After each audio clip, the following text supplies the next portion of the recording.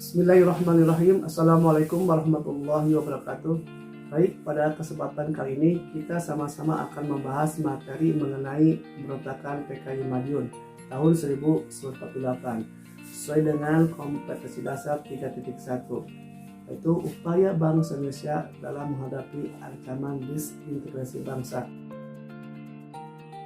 Setelah pembelajaran ini selesai, diharapkan kalian semua mampu memahami tentang latar belakang, proses atau jalannya pemberontakan dan akhir dari pemberontakan PKI Madiunnya.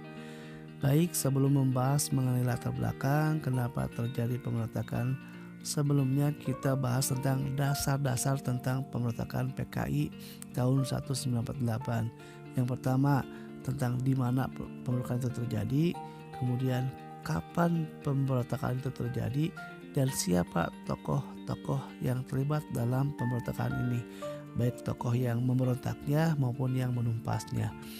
Yang pertama, di mana pemberontakan itu terjadi? Jelas dari judul juga sudah bisa ditebak bahwa pemberontakan ini terjadi di Madiun, walaupun sebenarnya selain di Madiun juga terjadi di Surakarta atau Solo. Kemudian kapan pemberontakan ini terjadi? Sebenarnya rencana pemberontakan ini sudah dimulai sejak tanggal 13 sampai 14 Agustus tahun 1948. Tetapi terjadinya atau hari H-nya itu pada tanggal 18 sampai 20 September 1948. Nah, sekarang siapa saja yang terlibat dalam pemberontakan ini? Baik tokoh yang memberontaknya maupun tokoh yang menumpasnya. Yang pertama adalah Amir Syarifuddin. Inilah tokoh yang memberontaknya ya. Yang pertama adalah Amir Syarifuddin. Amir Syarifuddin lahir di Medan, Sumatera Utara pada tanggal 27 April 1907. Dia pernah menjadi Perdana Menteri. Nah, sosok dia itu kontroversi juga ya. Terlahir sebagai seorang muslim karena berasal dari keluarga Angkola Muslim. Kemudian dia itu menjalani hidup sebagai komunis, dan ketika dieksekusi mati pada tanggal 19 Desember tahun 1998, dia itu sambil memegang Injil sebagai seorang Kristiani atau Kristen.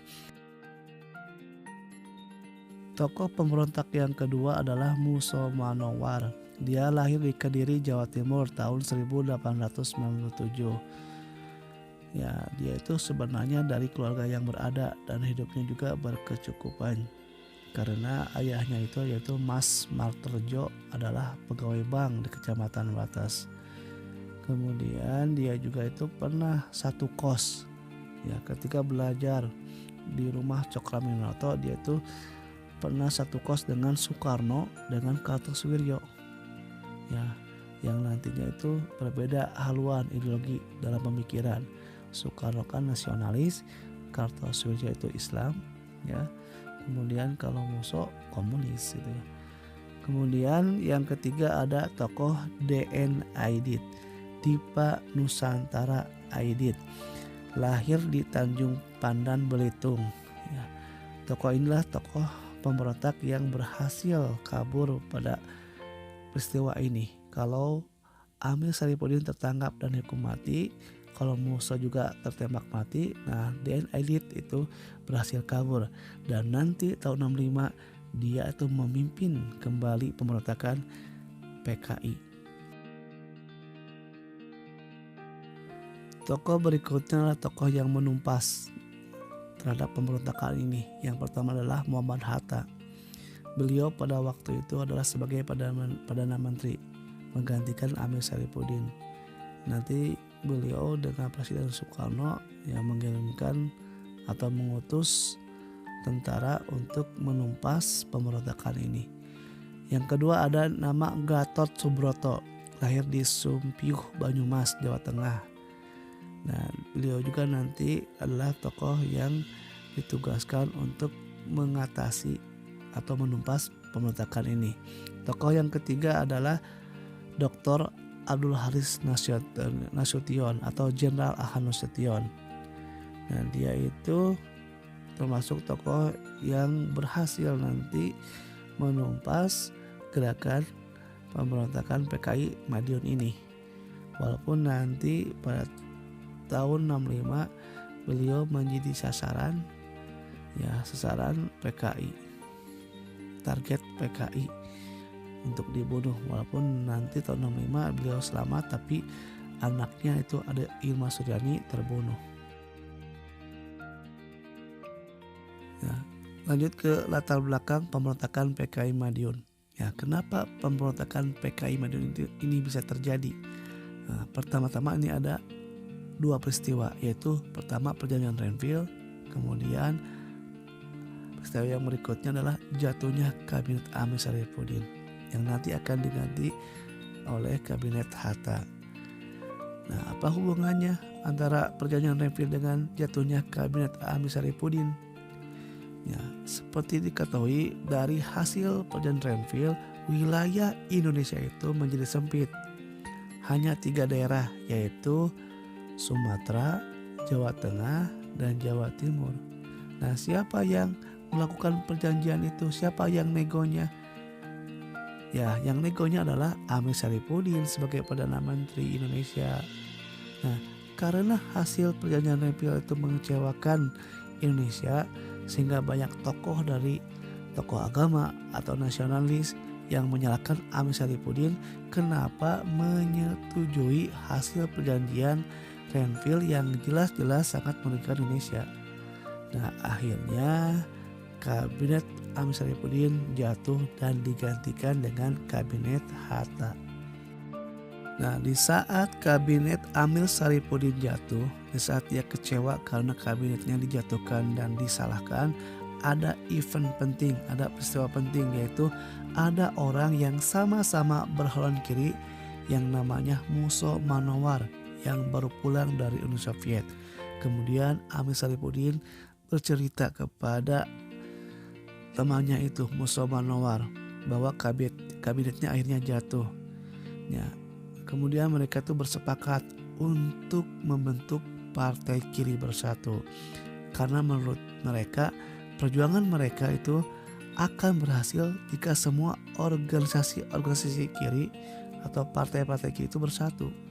Maka dibentuklah FDR, Front Demokrasi Rakyat, yang terdiri dari organisasi dan partai yang berhaluan kiri seperti PKI, PBI, Partai Buruh Indonesia ya, PSI, Partai Sosialis Indonesia, SOBSI, ya, itu membentuk yang namanya FDR. Kemudian FDR mengadakan rapat di Jogja. Hasilnya mereka sepakat, yang pertama membentuk kabinet Front Persatuan, yang kedua merebut daerah strategis, yang ketiga mengadakan kerjasama dengan Uni Soviet dengan harapan Uni Soviet akan memberikan bantuan kepada mereka. Nah, dari sini kelihatan kenapa PKI Madiun itu terjadi. Yang pertama karena kekecewaan Amir Syarifuddin dijatuhkan ya kabinetnya.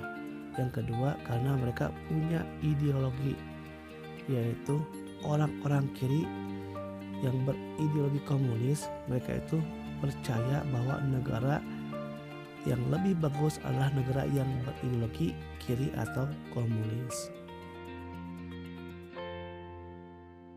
Seperti apa proses pemberontakan PKI Madiun, atau bagaimana jalannya pemberontakan PKI Madiun, dan bagaimana akhir dari pemberontakan ini? Nah, ini ada timeline atau garis waktu. Ceritanya dimulai tanggal 18 September 1948 yang namanya FDR, Front Demokrasi Rakyat, membuat kerusuhan atau bikin onar di Surakarta karena mereka itu berusaha menguasai kota Surakarta ini. Nah, maka pemerintah Hatta langsung bereaksi, langsung mengirimkan TNI di bawah pimpinan Gatot Subroto untuk turun tangan menyelesaikan kerusuhan tersebut. Nah, ternyata kerusuhan di Surakarta yang dilakukan oleh FDR itu adalah cara mereka untuk mengalihkan perhatian pemerintah terhadap tujuan mereka yang sebenarnya. Karena sebenarnya tanggal 18 September 1948 FDR juga di Madiun mereka tuh memproklamirkan berdirinya negara Soviet Republik Indonesia yang berhaluan komunis. Jadi di saat TNI sibuk menumpas kerusuhan di Surakarta, mereka memproklamirkan atau membuat negara di Madiun. Kemudian hari terus berlanjut, kerusuhan masih terjadi di Madiun. Akhirnya pemerintah Hatta pada tanggal 20 September 1948 melakukan operasi militer dengan kekuatan yang besar di bawah pimpinan Jenderal Ahmad Nasution, Abdul Haris Nasution. Ya, singkat cerita, operasi militer ini berhasil.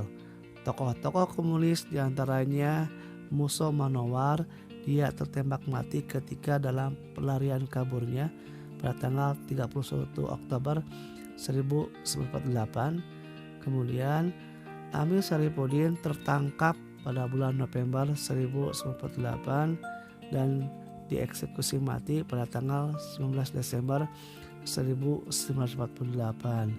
Sedangkan Dipa Nusantara Aidit atau Den Aidit berhasil kabur. Ada yang menyatakan dia kabur ke Sumatera, ada juga yang menyatakan dia kabur ke Vietnam Utara. Yang jelas nanti tokoh ini akan kembali lagi ke Indonesia dan melakukan pemberontakan kembali pada tahun 65 ya. Nah, dengan begini selesailah pemberontakan PKI Madiun tahun 48 ini. Upaya mereka untuk membangun negara ala-ala komunis langsung gagal. Nah, itu materi yang bisa disampaikan. Insya Allah nanti minggu depan kita akan lanjut ke materi pemberontakan DITII. Terakhir, quote hari ini dikutip dari ucapan Kang Emil alias Ridwan Kamil, Gubernur Jawa Barat. Beliau menyatakan seperti ini, tugas maha besar generasi kita adalah mewariskan toleransi bukan kekerasan. Sekian, terima kasih. Wassalamualaikum warahmatullahi wabarakatuh.